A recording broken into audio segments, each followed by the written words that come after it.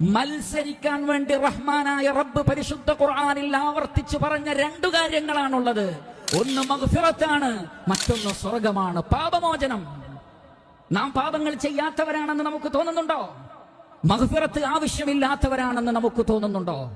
കഴിഞ്ഞുപോയതും വരാനിരിക്കുന്നതുമായ പാപങ്ങൾ പൊറുക്കപ്പെട്ട മഹാനായ മുഹമ്മദ് മുസ്തഫ സല്ലല്ലാഹു അലൈഹി വസല്ലം, നാം എന്തൊക്കെ വിശ്വസിക്കുന്നുണ്ടോ ആ വിശ്വാസത്തിന് മാതൃകയായ പ്രവാചകൻ, നാം എന്തൊക്കെ ഇബാദത്ത് ചെയ്യുന്നുണ്ടോ ആ ഇബാദത്തുകളൊക്കെ നമുക്ക് കാണിച്ചു തന്ന പ്രവാചകൻ, നാം എന്തൊക്കെ ദിക്റുകൾ ചൊല്ലുന്നുണ്ടോ ആ ദിക്റുകളൊക്കെ നമുക്ക് പഠിപ്പിച്ചു തന്ന പ്രവാചകൻ, നാം എന്തൊക്കെ പ്രാർത്ഥിക്കുന്നുണ്ടോ ആ പ്രാർത്ഥനയുടെ അൽഫാലുകൾ നമുക്ക് പഠിപ്പിച്ചു തന്ന മഹാനായ പ്രവാചകൻ പോലും പറയുന്നത് ഇന്നഹു ലയുഗാനു അലാ ഖൽബി വ ഇന്നി ലഅസ്തഗ്ഫിറുല്ലാഹ ഫിൽ യൗമി 100 മറ.